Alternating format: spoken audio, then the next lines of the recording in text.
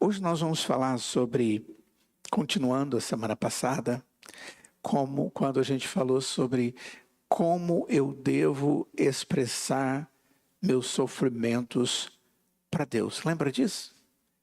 Nós falamos, como é que eu converso com Deus sobre os meus sofrimentos? Posso reclamar para Deus? Eu posso chegar para Deus e dizer, Senhor, até quando? O que está acontecendo? O que está rolando? O que está passando? Deus, está ruim, está difícil.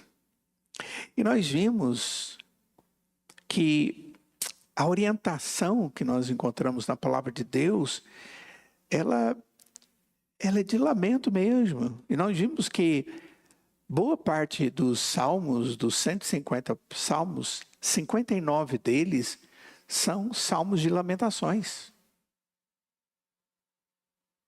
De angústia na presença de Deus. 43 deles são de Davi. São lamentações verdadeiras. Expressam extremos da vida humana. Sofrimento em alguns momentos e alegria. E às vezes dentro do mesmo salmo você vai encontrar o sofrimento e a alegria. Porque o salmista ele está diante de Deus, que é a sua esperança e alegria. E ele está diante do seu sofrimento, que é a sua tristeza e o seu sofrimento. E a grande maioria dos salmos, para não dizer todos, nós encontramos os dois elementos. E isso tudo acontece como resposta de Deus para nós. Por isso que eu lhes disse que eu gostaria muito de estudar alguns salmos com vocês. Para vermos como é que isso se dá. Como é que o sofrimento nos aproxima de Deus. E neles a gente conhece mais de Deus e da graça de Deus. Então vamos lá. Hoje é dia de estudarmos o Salmo, como eu lhes disse semana passada, Salmo 79. E eu queria convidá-los a lermos esse Salmo. Salmo 79. Apesar de a maioria dos salmos serem de Davi, esse não é. É um salmo de lamentação, mas é um salmo de Asaf. Então vamos primeiro saber quem é Asaf. Asaf era um homem importante dentro do contexto que nós encontramos no povo de Deus. Asaf era um adorador. Mas não era um simples adorador que ia no templo para adorar. Ele era um adorador que ia no templo para adorar e vivia no templo adorando. Ele era um mestre de canto, ele era um levita. Ele tinha a responsabilidade de conduzir o povo em adoração. Naquela época isso era um ministério que poderia e deveria ser conduzido pelos levitas. Ele era consagrado para isso, ele era determinado para isso. Ele conhecia Deus, ele conhecia a palavra de Deus e essa era a motivação que ele deveria ter e que ele deveria conduzir as pessoas para a adoração. Então, entenda, nós não conduzimos as pessoas para a adoração através de outra motivação que não seja Cristo. Aquele que veria para Asaf, a bondade de Deus, a lei santa de Deus que nos gera santidade. Asaf tinha a grande responsabilidade de levar as pessoas a adorarem a Deus diante da verdade que é Deus, da palavra de Deus, das promessas de Deus. Ou seja, ele tinha que estar cheio da verdade de Deus. Mas esse salmo é de lamentação. Vamos ler? Salmo 79. Apelo à misericórdia divina. A sua aí tem o mesmo título? Qual que tem? O povo pede castigo contra os inimigos. Hã? O povo suplica o socorro de Deus. E por que esse título está diferente em cada Bíblia? Porque, na verdade, esse título não faz parte da Bíblia. Isso aqui é só para nos orientar, nos ajudar. Isso aqui é um recurso, tá? Então, esses títulozinhos, você pergunta, tem esse títulozinho? Não tem. Essa aqui é só para nos orientar. ok? Eu colocaria talvez um outro título. Eu coloquei um outro título para o sermão de hoje. Alguém viu? Naquele card que eu pus na internet? Umas 9 horas da manhã.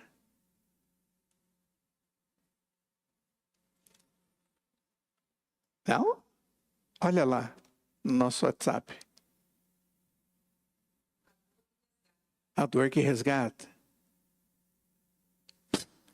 Eu já pus outra coisa.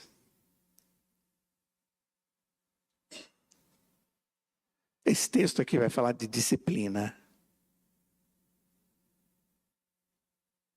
Ele vai falar da dor da disciplina e o motivo dela. E a gente vai ter que fazer diferença entre disciplina, que é um instrumento nas mãos de Deus para resgate, e juízo, que é a demonstração do ato penalizador de Deus. Disciplina resgata, juízo penaliza e acaba. Está vendo a diferença? A disciplina é para resgatar. O juízo penalizador é para acabar. E a gente precisa aprender que conosco, o povo de Deus, Deus age com disciplina, que é um ato de justiça. Não deixa de ser um ato de justiça, mas é resgatadora. Aqui nós vamos ver isso, vamos lá. Ó Deus, vou ler na Nova Almeida Atualizada. Ó Deus, as nações invadiram a tua herança, profanaram o teu templo, reduziram Jerusalém a um montão de ruínas. Deram os cadáveres dos teus servos por alimento às aves dos céus e a carne dos teus santos às feras da terra. Derramaram como água o sangue deles ao redor de Jerusalém e não houve quem lhes desse sepultura. Tomaram-nos objetos de deboche para os nossos vizinhos, de escárnio e de zombaria dos que nos rodeiam. Até quando, Senhor? Será para sempre a tua ira? Queimará como fogo o teu zelo? Derrama o teu furor sobre as nações que não te conhecem e sobre os reinos que não invocam o teu nome. Porque eles devoraram Jacó e destruíram as suas moradas. Não nos faças pagar pelas iniquidades de nossos pais, que as tuas misericórdias venham depressa ao nosso encontro, pois estamos muito abatidos. Ajuda-nos, ó Deus e Salvador nosso. Pela glória do teu nome, livra-nos e perdoa os nossos pecados por amor do teu nome. Porque diriam as nações: onde está o Deus deles?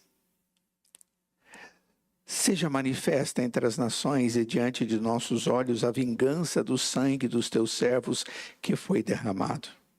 Chegue à tua presença o gemido dos prisioneiros, com o teu grande poder preserva os que estão condenados à morte. Retribui, Senhor, aos nossos vizinhos 7 vezes mais as afrontas com que te afrontaram. Quanto a nós, teu povo e ovelhas do teu pasto, para sempre te daremos graças, de geração em geração, proclamaremos os teus louvores. Vamos orar. Ó Deus, a tua palavra dá-nos toda a orientação para que possamos viver na tua presença e vivemos no mundo onde o Senhor nos colocou como teu povo. Dê-nos entendimento da tua palavra, para que possamos fazer isso com discernimento, com sabedoria, tendo alegria no nosso coração por termos a ti como o nosso Senhor. Temos a tua graça como a nossa sustentação com todos os dias. e Jesus Cristo como a nossa esperança e certeza. Em nome de Jesus. Amém. Vocês viram que é um derramar diante de Deus? Existem alguns elementos aqui nesse salmo que, na verdade, parece uma oração, não é uma oração? Ele chega diante de Deus e faz uma oração que tem até partes. Ele vem e chora diante de Deus na sua oração. Ele fala com Deus. Oh Deus. Oh Deus. Ele está conversando com Deus. Isso é oração. É alguém falando com Deus a sua necessidade. Ele está dizendo, Senhor, eu fico pensando. Ele sabia de tudo isso. Deus sabia de todas essas coisas. Quando nós conversamos com Deus, Deus sabe todas as coisas. E é interessante porque ao orarmos, nós sabemos que Deus sabe. Mas nós compartilhamos com Deus a angústia que existe no nosso coração. E Deus nos ensinou a fazer.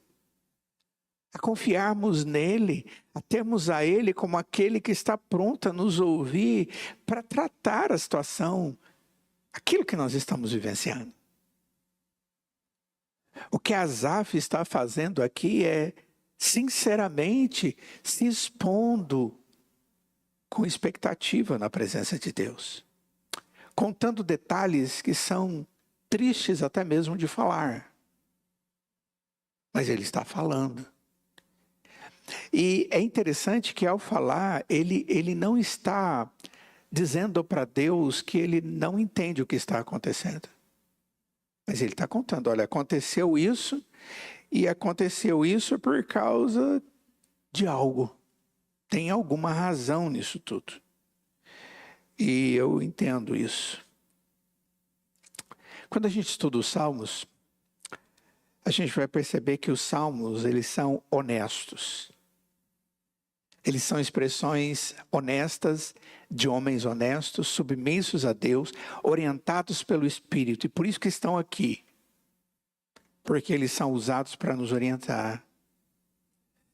São indivíduos que estão vivendo uma vida real, a vida dura e real. Os salmos são honestos, nos apresentando essa vida real e que vai apresentar um Deus bom que está sendo buscado e que tem condições suficientes para resolver o problema. A oração é mais ou menos assim. Chegar diante do conselheiro, que é Deus, é exatamente assim. Eu estou diante da minha realidade, a minha realidade é dura, eu tenho que chegar diante daquele que realmente pode resolver, com uma certeza. Deus é bom e poderoso para fazer infinitamente mais do que aquilo que peço e até mesmo penso. É assim que a gente encontra esses homens todos em todo momento da história que abarca todos os livros da Bíblia. Nós não vamos ver diferente. São várias histórias diferentes, mas o enredo é o mesmo. Vida dura, registro da realidade, da verdade, das ansiedades, das expectativas diante de um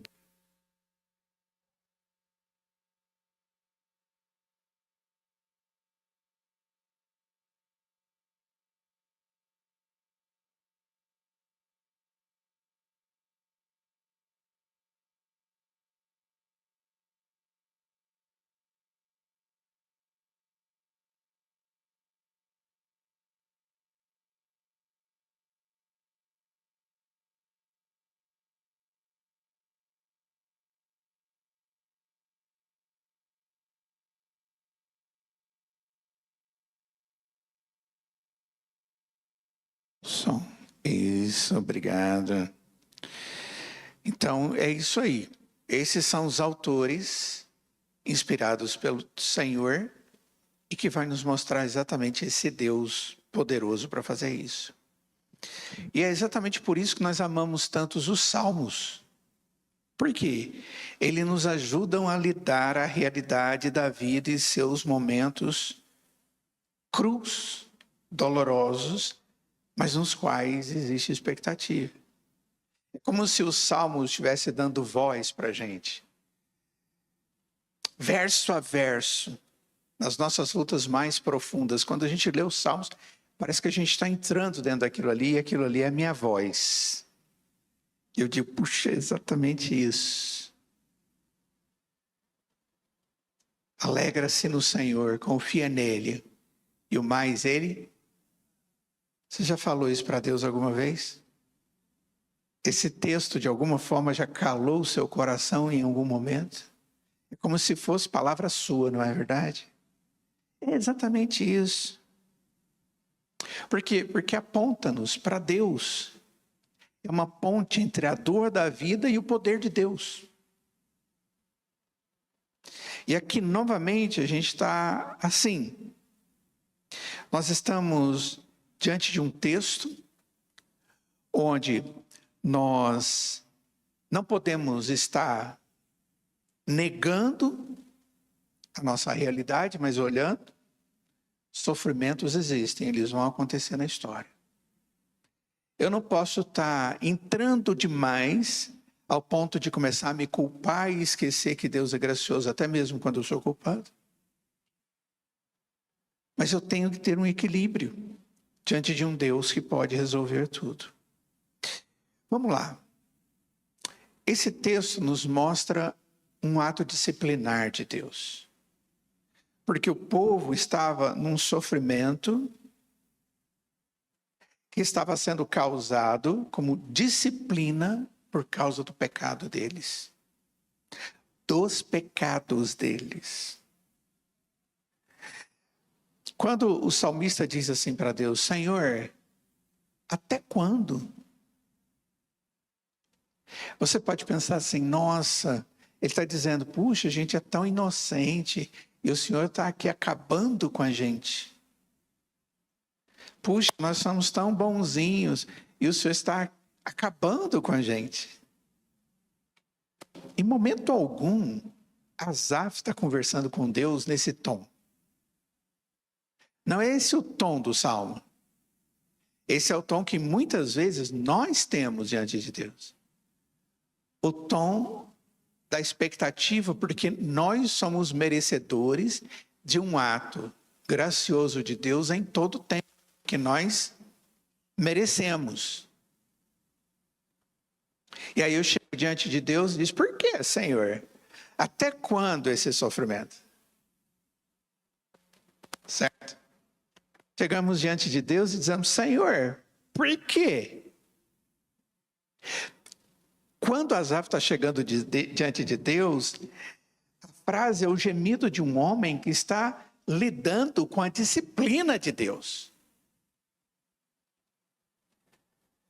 Em sua pergunta difícil, diz respeito a quanto tempo ele deve sofrer e o povo sobre a dolorosa correção de Deus. Quando o povo de Deus foi enviado para o cativeiro babilônico, eles foram enviados porque Deus permitiu. Como juízo sobre um povo obstinado pelo pecado, pelo abandono da graça de Deus, pelo abandono da palavra de Deus, pelo querer de Deus. Era um povo que tinha a marca, a graça, o sustento, a proteção de Deus, e estavam vivendo de maneira completamente alheia, obstinados. E nós sabemos o que é ser obstinado no pecado. Não sabemos? É aquele indivíduo que sabe, ele corrói o coração dele é machucado um pouco no pecado, mas ele vai indo ao ponto que ele perde a sensibilidade. O apóstolo Paulo diz que o coração fica endurecido, caloso, a ponto de o Espírito tocar e ele não sentir mais, e ele vai com toda avidez cometer toda sorte de impiedade. Era assim que esse povo estava vivendo, e Deus diz, chega, vocês são meu povo, eu preciso dar um jeito em vocês. É aquele menino teimoso, obstinado, reticente, Como é que você chama o seu filho quando ele é assim? Custoso? Aí você fala, eu sei o que eu vou fazer com ele. Vou dar umas chineladas na poupança.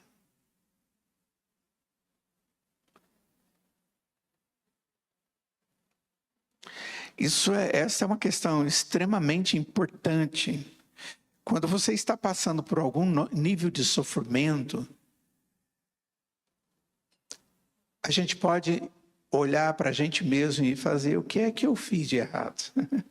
Já tive isso. Acontecendo alguma coisa, você fala assim, o que será que eu fiz de errado? O que é que eu fiz para Deus estar permitindo isso? O Salmo 79 é muito útil na medida em que nos fornece um ângulo diferente sobre essa pergunta honesta. Olha só, no verso 1 ao verso 4. Ó Deus, as nações invadiram a tua herança, profanaram o teu santo templo, reduziram Jerusalém a um montão de ruínas, deram os cadáveres dos teus servos por alimento às aves dos céus, e a carne dos seus santos às feras da terra, derramaram como água o sangue deles ao redor de Jerusalém, e não houve quem lhes desse sepultura. Tomaram-nos objetos de deboche para os nossos vizinhos, de escárnio e de zombaria dos que nos rodeiam.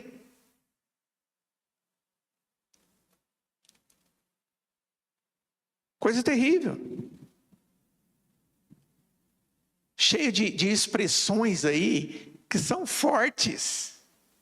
Nos enche, todas essas coisas nos enchem de vergonha. O quadro é feio.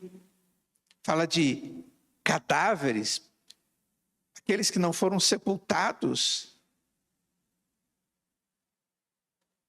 Animais, derramamento de sangue, como se fosse água. Humilhação do povo de Deus diante dos outros povos. Eles estavam recebendo a vara de Deus. E é tão humilhante quanto doloroso. Asaf não está chegando diante de Deus e dizendo, Senhor, por quê? Ele está dizendo, Senhor, aconteceu mesmo, eu estou vendo e o negócio é ruim de ver. E está doendo.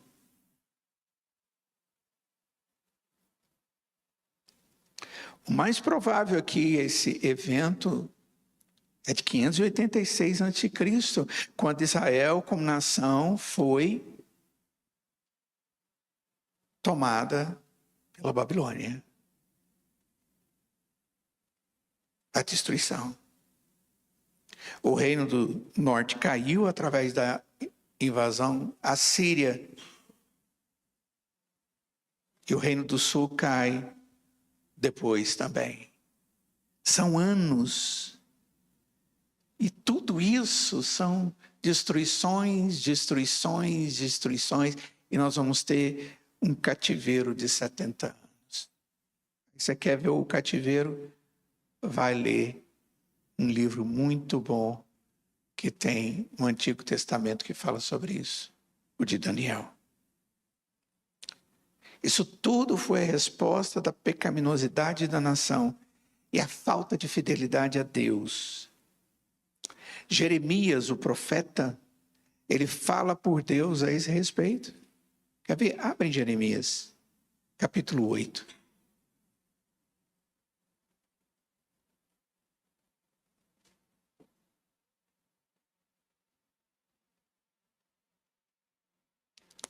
Verso 7. Até a cegonha do céu conhece as suas estações. E a rolinha, a dorinha e o grou observam o tempo da sua migração, mas o meu povo não conhece o juízo do Senhor. Como vocês podem dizer, somos sábios e a lei do Senhor está conosco? Na verdade, a falsa pena dos escribas a transformou em mentira. Os sábios serão envergonhados, aterrorizados e presos. Eis que rejeitaram a palavra do Senhor. Que sabedoria é essa que eles têm? Que sabedoria é essa? Eles rejeitaram a palavra de Deus. Portanto, darei as mulheres deles a outros homens, e os seus campos a novos possuidores, porque desde o menor deles até o maior, cada um estará entregue à ganância, e tanto o profeta como o sacerdote usam de falsidade. Curam superficialmente a ferida do nosso povo, dizendo paz, paz, quando não existe paz. E vai aí até o verso 12. São palavras de Deus através do profeta para um povo que estava vivendo de maneira inadequada. Então, na verdade, quando o salmista aqui ele está dizendo, até quando, Senhor? Ele está dizendo, Deus, nós somos bonzinhos, estamos sofrendo. Puxa, alivia aí, Senhor, a gente não merece isso. Ele está dizendo isso. O salmista sabe da realidade. Ele não está afrontando a Deus aqui, não. Eu sei o que está acontecendo, Senhor. Eu conheço o profeta Jeremias e a sua palavra. Eu conheço o seu querer e eu conheço o que está acontecendo. Eu conheço a história de Adão e Eva. Mas eu conheço agora a história e a profecia que o Senhor traz, porque o profeta está mostrando a nossa realidade.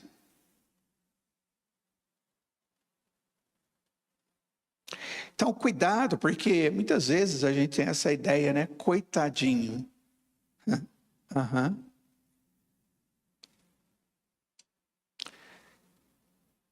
No verso 5 ao verso 7, a gente tem uma outra situação. Ele diz, até quando, Senhor?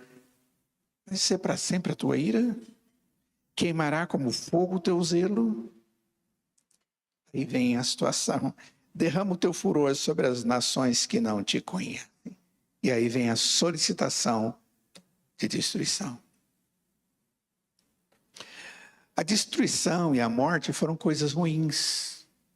Mas também foi bastante desafiador ver uma nação pagã, como a Babilônia, ser o meio pelo qual Deus colocou o povo dele de joelhos. Isso talvez tenha sido a coisa mais terrível.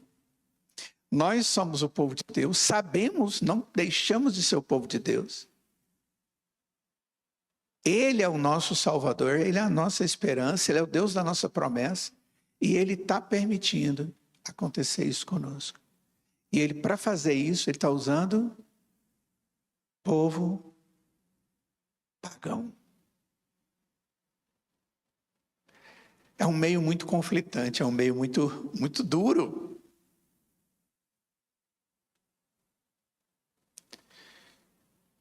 Uma nação perversa, seu veículo de disciplina de Deus sobre aquele povo. Então, o que a gente percebe aqui é que não existe só o sofrimento, mas também o fato de Deus usar um povo aparentemente mau para realizar os seus propósitos. É como se o bem vencesse, perdão, o bem perdesse e o mal vencesse. Parece que Deus ficou do lado da Babilônia e não do lado do povo dele. Eu tenho que entender o seguinte: Deus é o Deus da história de todo mundo. O propósito dele, segundo o Senhor Jesus, é salvar o seu povo. E salvar para Deus tem a ver com muitas coisas. Tem a ver com resgatar um povo que está se perdendo também. Trazer de volta. Pastor, o senhor está querendo hoje dizer que todo sofrimento que a gente tem é disciplina? Muito pelo contrário. Não. Eu estou querendo tirar isso da sua cabeça. Mas ao mesmo tempo quero colocar que Deus pode fazer isso. Quando tem a ver com isso. Agora, não comece a inventar coisas. Porque as coisas de Deus, elas são claras, elas são específicas. E aqui está sendo algo muito claro, muito específico.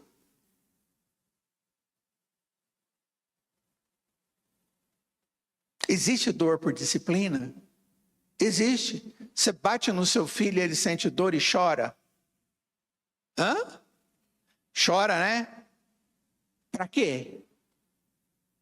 Você faz isso? Para ele ter raiva de você e fugir de você depois?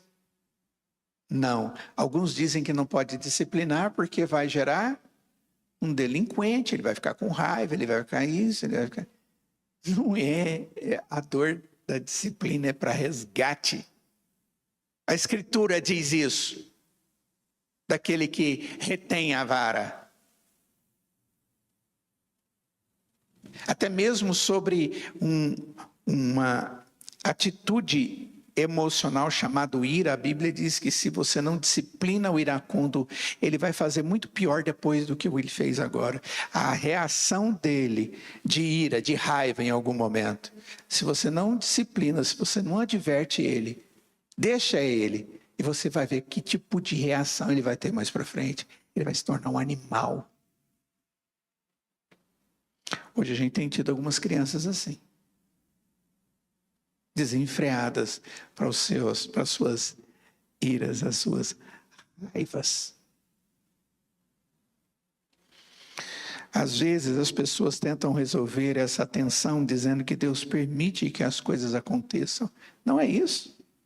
Apesar de que em alguns momentos Deus permita, nesse caso Deus está claramente por trás de tudo. Ele está capacitando uma nação maligna para ser vitoriosa sobre o seu povo.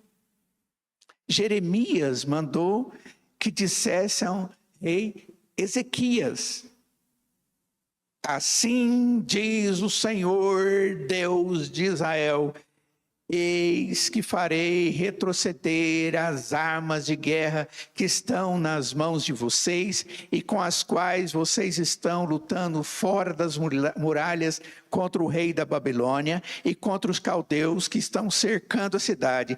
Essas armas eu as ajuntarei no meio dessa cidade. Eu estou lendo Jeremias capítulo 21, a partir do verso 3. Eu mesmo lutarei contra vocês com braço estendido e mão poderosa, com ira, com indignação e grande furor. Deus está dizendo, quem está lutando contra o meu povo sou eu mesmo. É isso que o texto está dizendo. Era isso que Deus estava dizendo através do profeta Jeremias. Eu vou segurar a mão de vocês e as armas de vocês.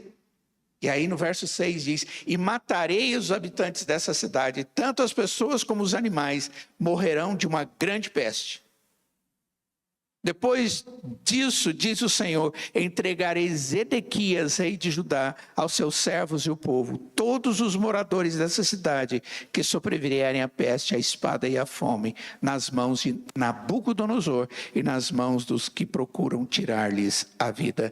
Ele os matará a fio da espada, não os poupará, não se compadecerá, nem terá misericórdia. E assim se fez.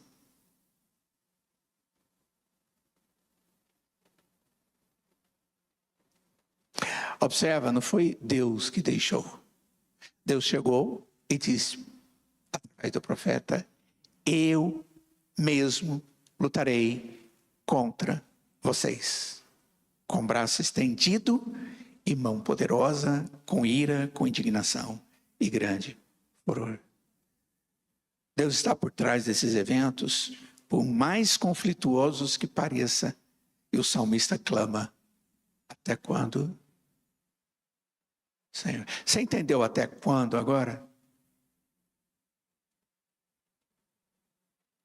Ele está falando, ô Senhor, a gente é tão bonzinho, até quando o Senhor vai nos disciplinar?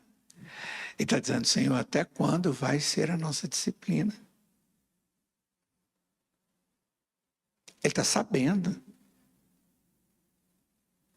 A gente arrebentou com tudo e agora tem consequências.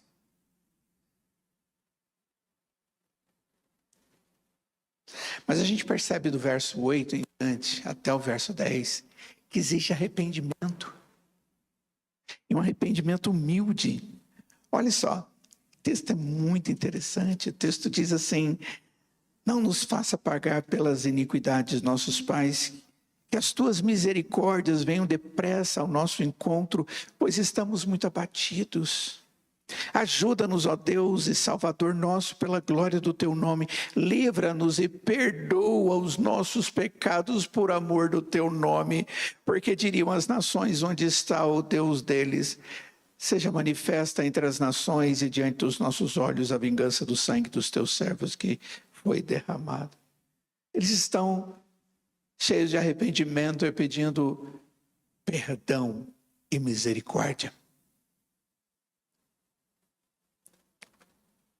Eu não sei se o salmista faz parte do remanescente fiel e temente a Deus em Israel, que experimentou toda a disciplina.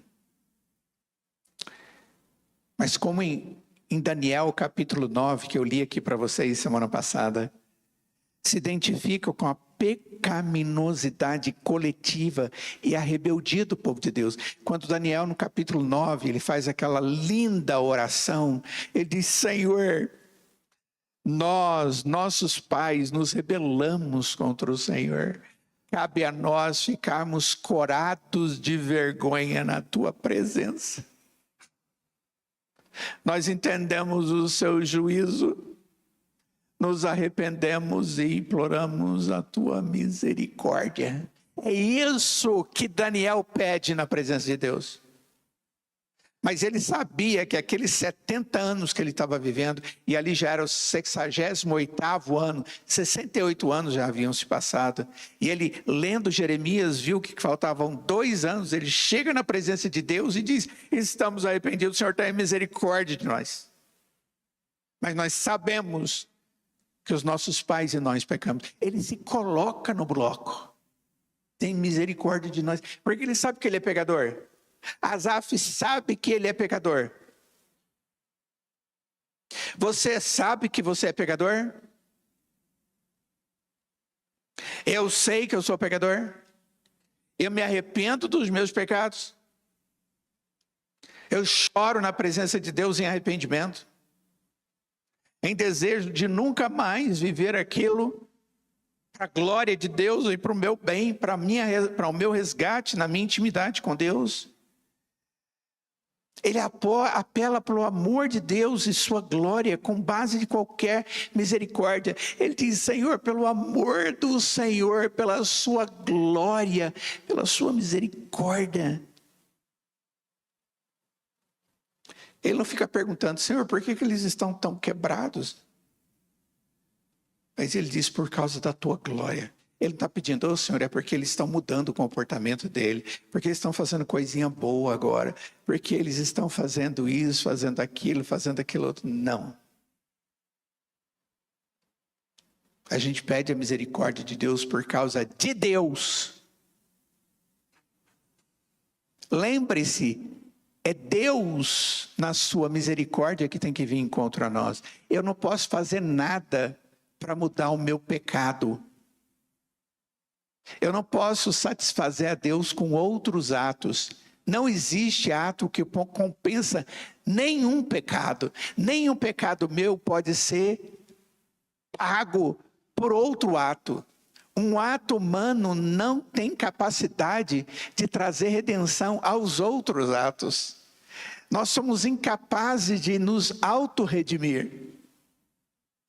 Então o salmista não está chegando diante de Deus dizendo: Senhor, até quando? Porque esse povo já está tendo uma atitude mais tranquila. Eles já estão até fazendo oração, estão chegando. Ele está dizendo: não, Senhor, por causa da tua grandeza, por causa do teu amor, por causa da tua misericórdia, por causa do Senhor, e porque o Senhor nos fez povo do Senhor, tenha misericórdia de nós. Nos perdoa, Senhor.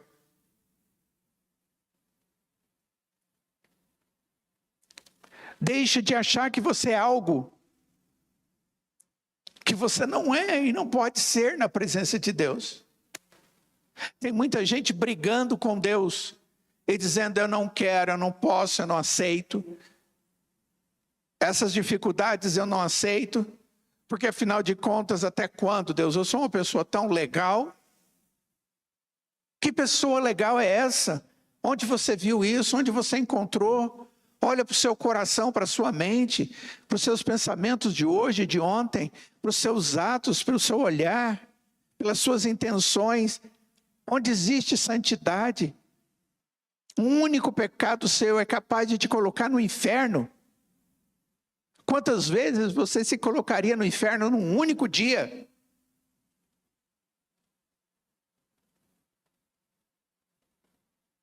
Aquele texto nos mostra claramente de Jeremias que o povo havia abandonado a palavra de Deus, desonrado a Deus. Eu vejo algumas coisas na Escritura, eu fico angustiado, eu sei que você fica. A gente vai lá e diz, não, eu não devo ter uma palavra torpe na minha boca, eu não devo mentir, eu não devo adulterar.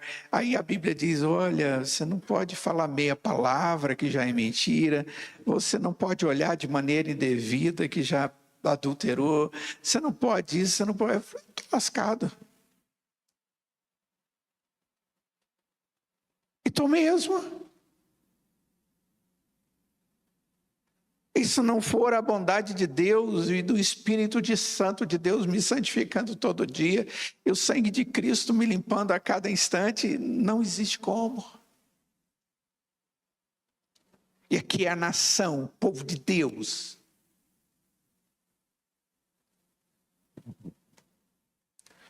A humildade é que nasceu através das dificuldades. E isso ajuda eu, você e eles a valorizarem a santidade de Deus.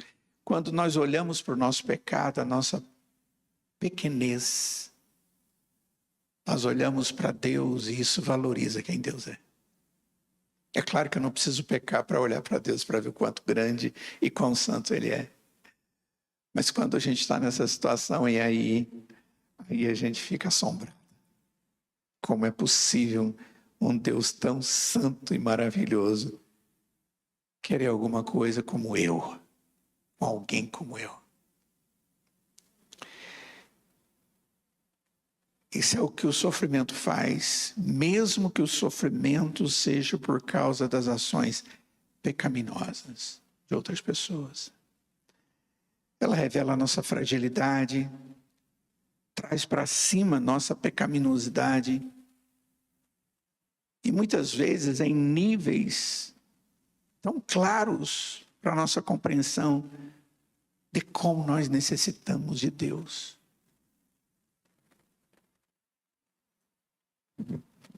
A disciplina levou aquele povo a entender o quanto eles precisam de Deus.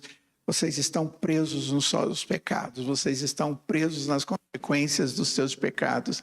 E aí eles viram quanto eles precisavam de Deus. E sem Deus eles não sairiam da consequência do pecado deles. A não ser que Deus viesse e tirasse eles daquele lugar.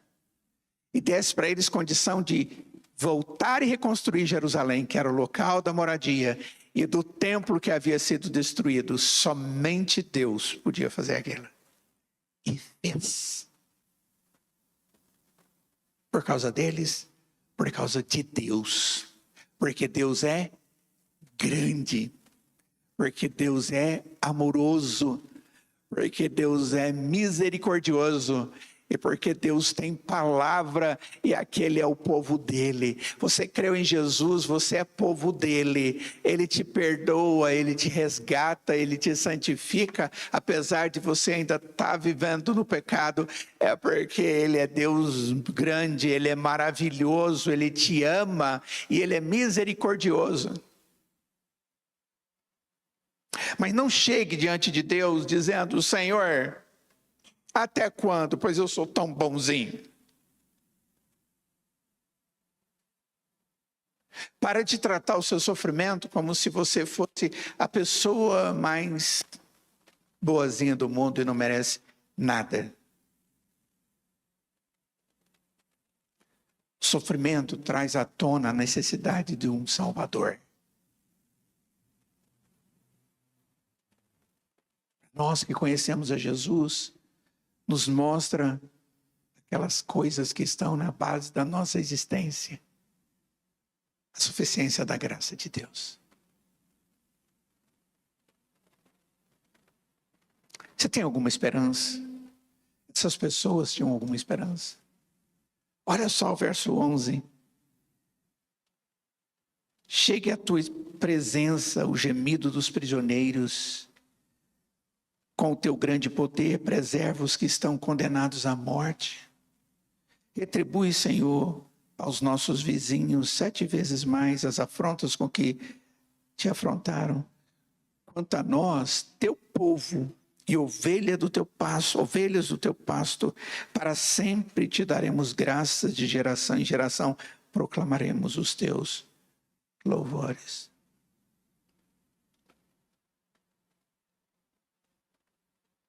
A ideia aqui é como se Deus estivesse totalmente frustrado com o seu povo, acabado nesse relacionamento, e tivesse condenado. Mas não é isso que está acontecendo. Deus havia feito uma aliança com o seu povo. Eu sou o seu povo, eu sou o seu Deus e vocês serão o meu povo. E ele vai usar essa nação pagã da Babilônia para trazer o seu povo de volta. Ele não está rejeitando o seu povo, ele está disciplinando o seu povo para que eles voltem para ele. Enquanto eles estavam sob a dor da disciplina, ainda havia esperança.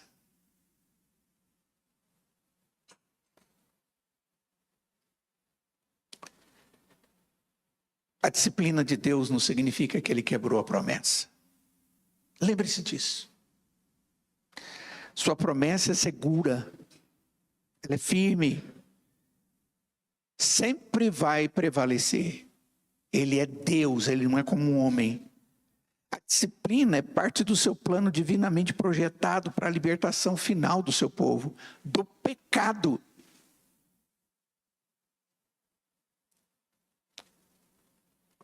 Até quando, Senhor?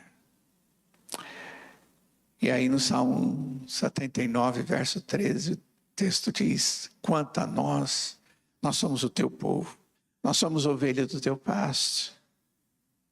Para sempre nós vamos te dar graças. De geração em geração proclamaremos os teus louvores. Isso é uma coisa incrível, irmão. Isso é coisa maravilhosa. Dizer quando você está no meio de circunstâncias difíceis. Chegar diante de Deus e dizer: Senhor, até mesmo não compreendo, mas eu sei do seu pacto, da sua aliança comigo através de Jesus Cristo. E sempre te daremos graças de geração em geração. Proclamaremos os teus louvores, porque somos o teu povo e ovelhas do teu pasto. Pare de incriminar a Deus e de se fazer de santinho. Desculpe a expressão. Coloque-se no lugar daquele que necessita de Deus. E para de achar que Deus está disciplinando a torta e a direita. E se em algum momento Deus estiver disciplinando porque você realmente está agindo de maneira a desonrar a Ele, a sua palavra e tudo mais, se humilhe, se arrependa e reconheça que você precisa da misericórdia, do perdão, do amor, da graça de Deus. E Ele vai cuidar de você. Porque Ele é teu Deus, o teu Senhor e o teu Salvador.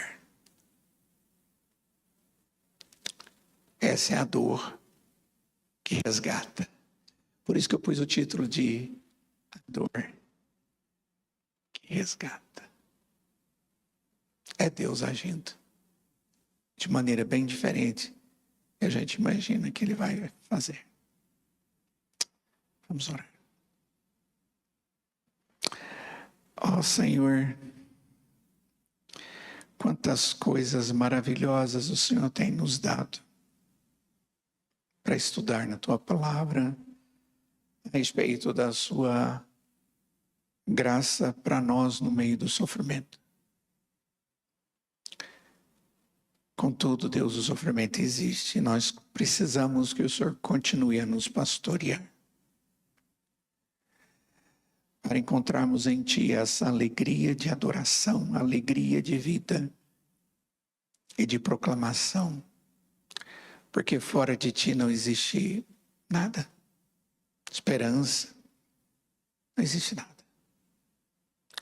Obrigado, Deus, porque nós podemos, como Tua igreja, estarmos reunidos agora diante do Senhor. Fortalece a nossa fé. Fortalece-nos na esperança e no amor do Senhor. Essa é a nossa oração, ó Pai. E nós imploramos que a graça do Senhor Jesus, que o amor de Deus, o Pai, que a comunhão e a santa consolação do Espírito esteja sobre cada um de nós hoje e para todo sempre.